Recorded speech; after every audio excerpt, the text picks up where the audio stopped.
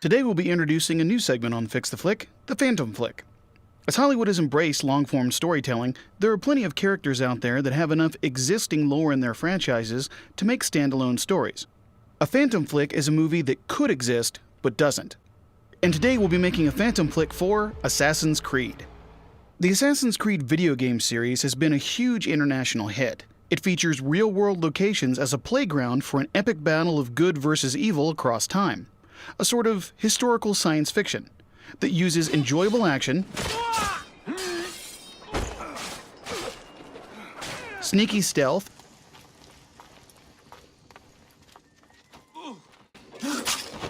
and wide-ranging weapons to assassinate targets and uncover mysteries. The Assassin's Creed movie had almost none of that. The 2016 film was a checklist of how not to make an action movie.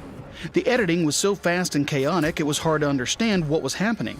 And even if you could look past that, the movie would constantly cut back to the main character in the Animus to remind us that there were no stakes and none of the action really mattered. But the action wasn't even the focus of the movie. Its focus was on people standing around in dimly lit rooms talking about fictional pseudoscience and faux philosophy. A franchise that is so successful and well-known deserves better. The movie should have given us things we've come to love about the game, all wrapped up in a satisfying story with compelling characters. So, here's my Phantom Flick for Assassin's Creed. The credits start on a blank Animus load screen. Then light pours in and we begin to see the inside of a bedroom. And an 8-year-old Aguilar wakes up. It's 1468 in Galicia, Spain. Aguilar finds his father Jose writing in a journal. They talk about what he's working on, and we see that father and son have a good, loving relationship. Suddenly, we hear people breaking into the house. Jose gives Aguilar the journal and hides him just as Master Templar Ojeda smashes into the room. Jose and Ojeda duel each other viciously, while Aguilar watches, only for Ojeda to beat Jose and arrest him in the name of the Inquisition. We cut to Galicia in 1485. A hooded Aguilar stalks a rich merchant through a market. Seizing an opening, Aguilar reaches out and steals the merchant's purse. We see that Aguilar is nothing more than a petty, if talented, thief. But he's a little cocky and gets caught and arrested because of it. Meanwhile, Ojeda, representing the Inquisition, arrives at the Cathedral of Santiago de Compostela. He speaks to a very scared priest about a journal they found while renovating part of the tower. Ojeda quickly realizes it's Jose's missing journal. In a prison cell, Aguilar watches a hanging scaffold being built. His cellmate brings up all the misery and death of the Inquisition and wonders what God's plan is. Aguilar bitterly tells him that there is no plan, no point, no reason to ask about it. It's clear that Aguilar is a nihilist and is only concerned with the present moment. They hear sounds of fighting and suddenly an assassin appears. She asks Aguilar his name, opens the cell, and tells him to follow her. And when they run from the guards, we get a chase scene showing the assassin's polished skills along with Aguilar's rougher abilities.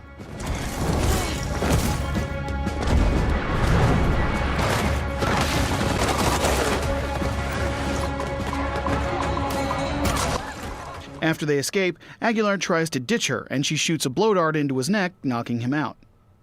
We then see blurry bright lights and muffled voices of a man and a woman arguing about memories being out of order. Then we flash back to 1469. A 9-year-old Aguilar watches as Ojeda leads his father out to an auto-da-fe. Aguilar desperately looks back and forth between his father and the crowd as Jose is pronounced guilty of heresy by the Inquisition. Finally, Aguilar watches in horror as Ojeda burns his father alive.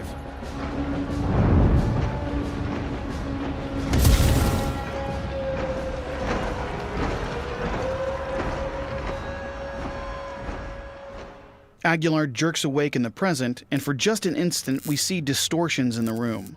But Aguilar is more focused on the people with him. The woman who rescued him introduces herself as Maria, and then introduces Benedicto, mentor of the Spanish assassins. But Aguilar surprises them by saying that he knows all about the Assassin Brotherhood and that his father was one of them. He then tells them how much he hates them. Aguilar remembers desperately praying for the assassins to save his father, but they didn't come. So Benedicto tells him why they couldn't save Jose. He explains that 100 years ago, the assassins were nearly crushed by the Templars. Their mentors dead and their havens compromised, the remaining assassins were forced into hiding. Faded memories and rumor told of a great library that contained all of the Brotherhood's history. Jose volunteered to find the library in order to reconnect the assassins to their past. Aguilar, having gone with him as a child, is now the only one who remembers the clues they recorded in Jose's journal. Benedicto offers Aguilar a chance to finish his father's search, so that he won't have died for nothing. Aguilar reluctantly agrees. Maria tells him that the journal is headed to Inquisitor Pedro Arbuez, who is secretly a Templar, and the first step is getting the journal back. While on the road from Galatia to Aragon, we see Maria teaching Aguilar all about the techniques, skills, and weapons of the assassins. You know, things that people actually like about Assassin's Creed.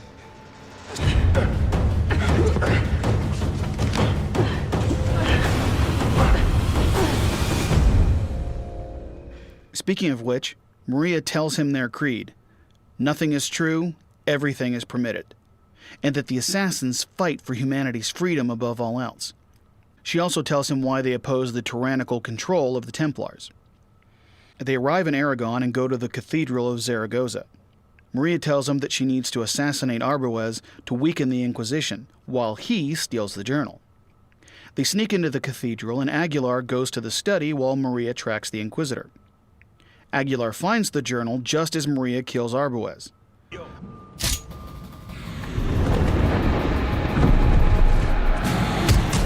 Unfortunately, Aguilar runs straight into Ojeda, who tries to kill him, and Aguilar barely escapes with his life, not noticing that someone is following them.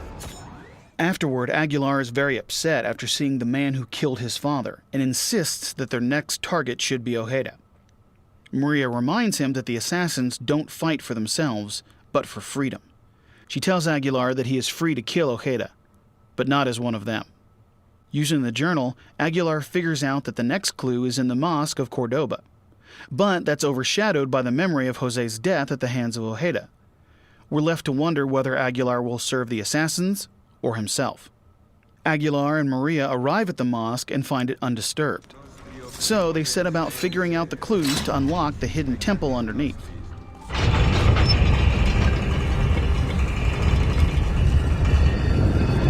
And as they do, Ojeda storms in and reveals that they led him straight to the next clue. He mocks the assassins for idolizing humanity, claiming that most people waste their freedom. In a rage, Aguilar chooses to fight Ojeda.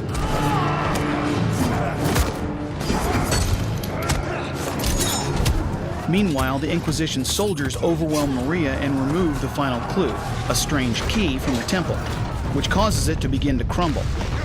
After the fierce fight, Aguilar and Ojeda are separated by the temple collapsing, and everyone scrambles to escape. Afterward, Maria berates Aguilar for choosing his revenge over the freedom of humanity. Aguilar is furious and tells her about the day he watched his father die. Unmoved, Maria tells him why she joined the assassins. She tells him that she was the daughter of a noble family that spoke out against the Inquisition. Maria tells Aguilar that her entire family was imprisoned, tortured, and killed by the Inquisition. That she only survived because her mother sacrificed her life for her to escape. Maria says that she had nothing. That's when Benedicto found her, accepted her, and trained her to think beyond her own pain, and work to make life better for everyone, as an assassin. Aguilar asks if she ever got her revenge. Maria says that she did get her revenge, but she did it as an assassin. Aguilar is stunned and a little shamed to hear all this. He realizes how selfish he's been and reminisces over several talks he had with Jose about a similar mindset that he had as an assassin. Aguilar then remembers the talk he had with his father about the journal at the beginning of the movie. He remembers and figures out the final clue. He realizes that the location of the Great Assassin Library is underneath the fort of Alhambra. Aguilar tells Maria what he's learned, and they send letters to the remaining Spanish assassins to meet them there, hopefully before the Templars. As they travel, Aguilar apologizes to Maria for his behavior.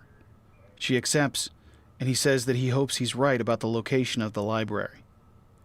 Maria asks if it comes down to it, does he intend to risk his life to protect the library? When he answers yes, she gives him his own hidden blade. They arrive and find Ojeda and the Templars waiting for them.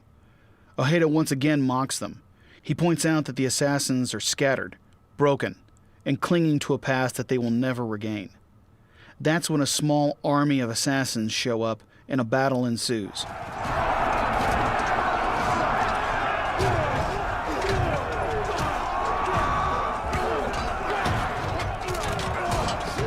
Aguilar fights his way to Ojeda and tells him that he doesn't have to die.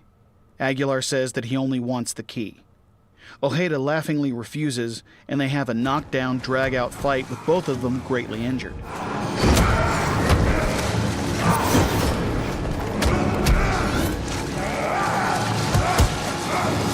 Finally, Aguilar defeats Ojeda, who taunts him to finish him off. Aguilar calmly just takes the key from him and begins to unlock the hidden door of the library. Ojeda follows him, and just as the Master Templar starts to strike, Aguilar stabs him in the heart with his hidden blade. Aguilar is finally an assassin. With the Templars defeated, the assassins watch in awe as Aguilar opens the library. They marvel at 1,000 years of knowledge that the assassins have gathered. Aguilar makes his way to an inner chamber, wobbly from his wounds. He uses the key again, and opens the door to a huge futuristic-looking chamber just as he begins to faint from blood loss. The screen desynchronizes, and a young man who looks like a modern-day Aguilar wakes up inside of a high-tech pod. It opens, and a small group of people look down on him and say, "Welcome back." So, that's my Phantom flick for Assassin's Creed. If you like that Phantom flick, let me know in the comments down below what Phantom flicks you'd like to see. And remember to subscribe and hit that notification bell so you can see more movies get fixed. Until next time, I'm Mr. Fix-It for Fix the Flick.